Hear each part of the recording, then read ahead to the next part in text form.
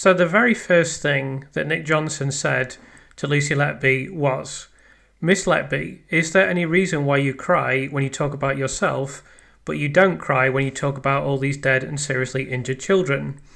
And Lucy said, "I have cried when talking about some of the babies."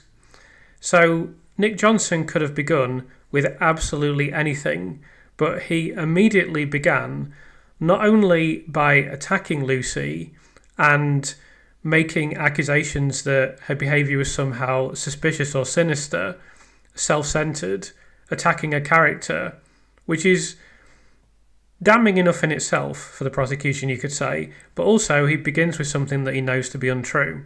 Because we know for a fact that Lucy was traumatised and very upset when she was talking about the death of child E. So she cried with some considerable volume and for some period of time, and the court proceedings had to be interrupted.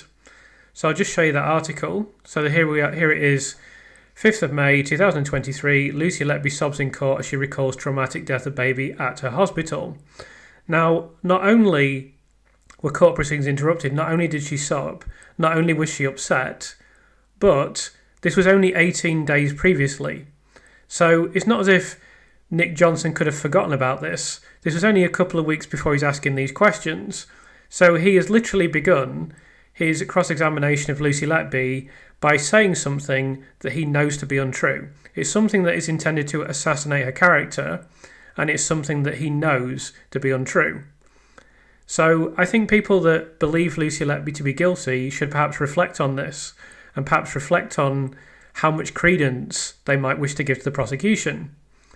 So the prosecution immediately, their immediate job is, right, we'll get her on the stand, we'll just attack her, we'll assassinate her character, we'll try and make her look like a liar, we'll try and say she's a bad person. Nothing of substance. So Lucy then is asked, "That's your answer?" Yes. As if that's not a reasonable answer. They spend a long time trying to essentially make out that Lucy was lying and giving false statements, which we're going to see now. Can you look at paragraph 203 of your defence statement, please?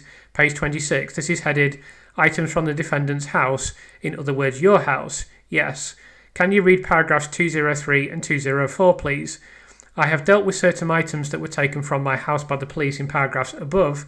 I did not deliberately take any item from the hospital with the intention of keeping it. And 202. I did not deliberately retain a handover sheet from the morning of June the 25th, 2016. What did you tell the jury this morning about the handover sheet from June the 25th? That I needed it for the next day to complete my documentation. Yes, that you deliberately kept it. I'm referring here, though, to deliberately keeping it at my home address. Read the words for the jury. Which one? 202. I did not deliberately retain a handover sheet from the morning of June the 25th, 2016. That's not true, is it? Were you lying there, or were you lying this morning?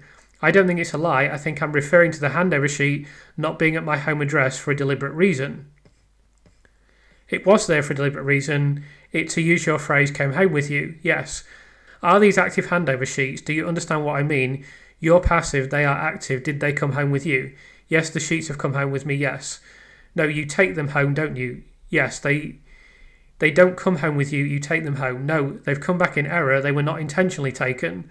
Well, this one was, wasn't it? No, it was taken home with intent at that time, but it was not left at my home address with intent. Here, Nick Johnson is setting up what he would then invest an enormous amount of time in, which is the handover sheets and how they were supposed to be trophies. Now, there's two real reasons for this. The first one is that he then infers from this that Lucy's somehow deceitful and somehow an unreliable witness and an unreliable human being indeed. And then the second reason is that there needs to be some evidence that Lucy had a reason or motive for committing these crimes, these alleged crimes, and that there is somehow some significant evidence that she treasured what she'd done.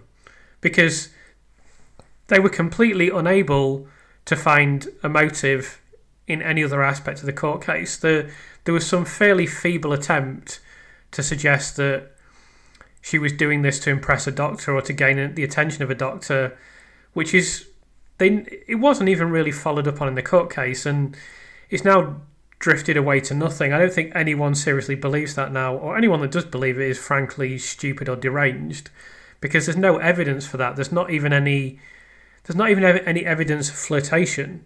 They couldn't even show one flirtatious text. So that was the only other attempt, and it was, as I say, a feeble attempt to even present any motive in this court case. So failing that, the other thing they've tried to say is, oh look, here's Lucy treasuring these trophies, these handover sheets, as trophies of her kills that meant so much to her. So he's setting this up now as something that he would go on and on about for quite a considerable period of time.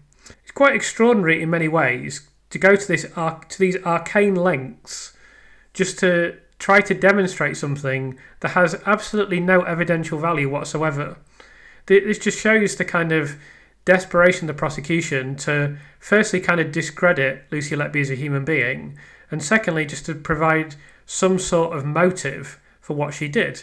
Most importantly, it's literally nothing to do with the allegations whatsoever. It's completely unrelated to the allegations that occurred in court. I can easily see how she could have accumulated this many sheets. A little bit of absent-mindedness of putting things in her pocket. Right, at the end of my shift, I'll go home. Oh, look, this is in my pocket. I can't just throw it away because it's deemed to be a little bit sensitive, so I'll stick it in a carrier bag. Right, there you go. It's out of the way. It's not doing any harm. Very easy for that to happen.